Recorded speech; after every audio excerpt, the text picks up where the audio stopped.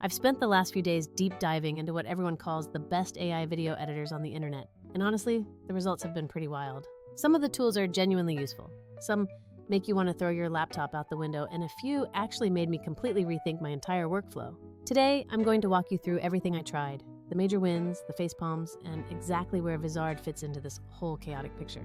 First up, I tested one of those text-to-video generators that promises you can just type a script and get a full video back instantly. That sounds pretty magical, right? So I pasted in a short hook from one of my older videos, selected all the right settings, hit generate, and it spat out a solid 10-minute video. 10 minutes, all from just 4 simple sentences of my original text. Somehow, the AI managed to stretch that into absolute filler city, complete with a robotic voiceover, totally awkward transitions, and more watermarks than I could count. Sure, some of the stock footage was technically usable, but the final edit had absolutely zero creative energy behind it. This is the main problem with most of those auto-generate whole videos from text products. They can give you massive volume, but they completely miss the vibe. You still absolutely need a human editor to pick the right beats, punch in that exact timing, and make the video feel engaging enough to watch. Next, I moved on to that animated style converter that promised to turn my regular live footage into something completely Pixar-esque. I fed it a clip from a memorable mishap, selected the Pixar vibe, hit generate, and it basically just cut the first 2 seconds and called the strange stylization a finished product. The resulting animation was choppy, poorly rendered, and frankly, a little bit disturbing to look at. It's certainly a cute idea on paper, but the actual implementation looked incredibly sloppy. If you're aiming for polished, character-driven shorts, these are fun for a quick experiment, but I would not trust my brand's social presence to them yet. Then I checked out that long-form to highlight maker that claimed it could mine hours of content and spit out guaranteed viral clips. I fed it an hour-long interview, and to my genuine surprise, several of the resulting highlights were actually solid, clean cuts, and coherent points I'd post immediately. This tool actually impressed me because it felt like it understood the core things a human viewer would latch onto in a conversation.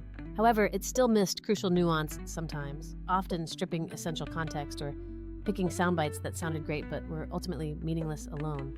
So, was it useful? Yes, definitely, but was it perfect? Absolutely not, because you still have to sit there and babysit the output.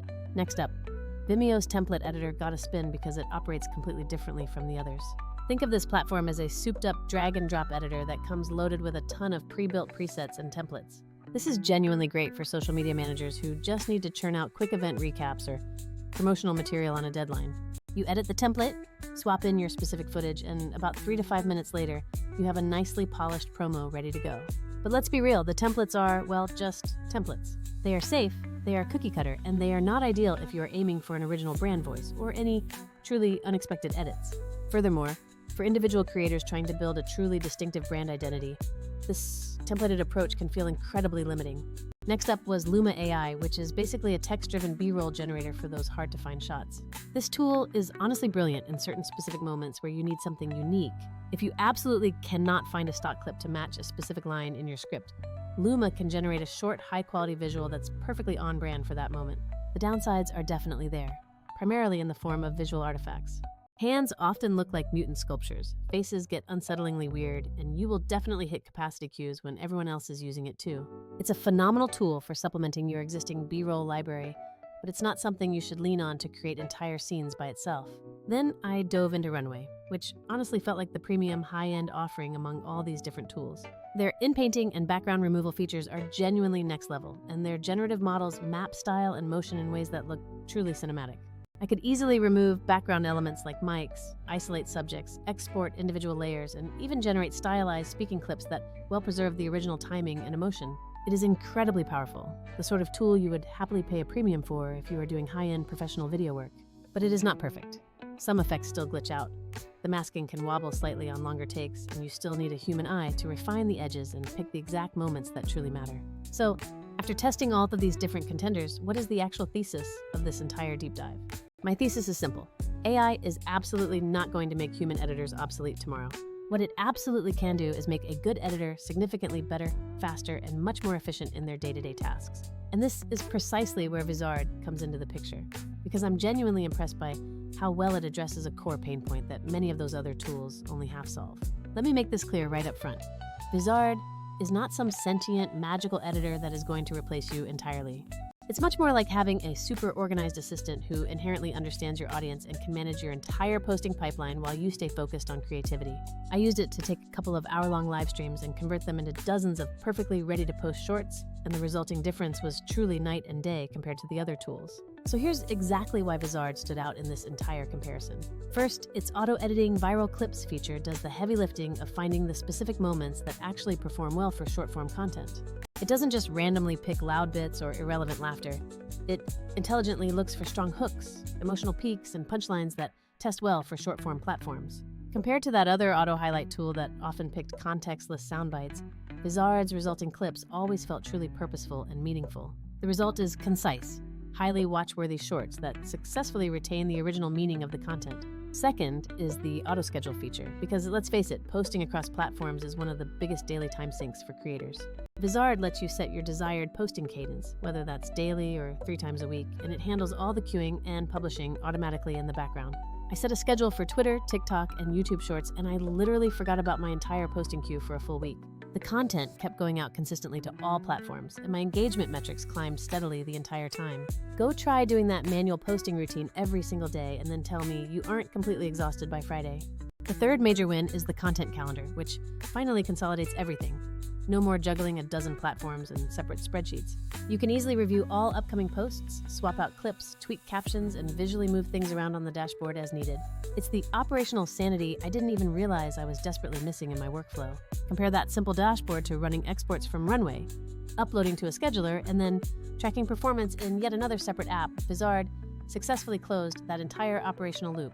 A few more practical things I loved include the clip editor, which is simple but genuinely smart, offering trim points, suggested thumbnails, and basic text overlays, all in a user experience built for creators, not VFX experts. It handled those multi-hour uploads without ever crashing or exploding, and the final output quality was consistently clean. No random watermarks, no robotic voiceover, and very few visual artifacts. Now, to be completely fair and balanced, Vizard is certainly not perfect. No tool ever is. No tool on the market is truly perfect yet. There were a couple of specific clips where I really wanted tighter frame-by-frame control over the timing, and for very high-end visual effects or complicated composites, Runway still takes the lead there. Luma will generate that one truly weird B-roll shot you could never find in a stock library, and Vimeo templates are still faster if you just need a safe, simple 30-second event promo. The entire point here is that Vizard expertly plugs the gap between needing something quick and actually good, and not wanting to babysit every single post you publish. It is specifically built for creators who publish very regularly and want their long-form content to fuel their short-form growth without constantly hemorrhaging precious time. Let me tell you a quick story to drive this home. I dropped a 90-minute podcast into Vizard, told it to generate 12 clips on a weekly schedule, and within an hour, I had an entire month's worth of ready-to-post shorts with suggested captions. I only had to tweak 2 suggested thumbnails and adjust 1 caption for final context, and that was essentially the entire job. Those AI-generated clips then performed significantly better than the random highlights I had been posting manually for weeks. That's not magic. That's just smart indexing combined with platform-aware formatting that actually understands where you need to post. Also, this has the subtle but major advantage of being non-robotic in its presentation, preserving your actual personality.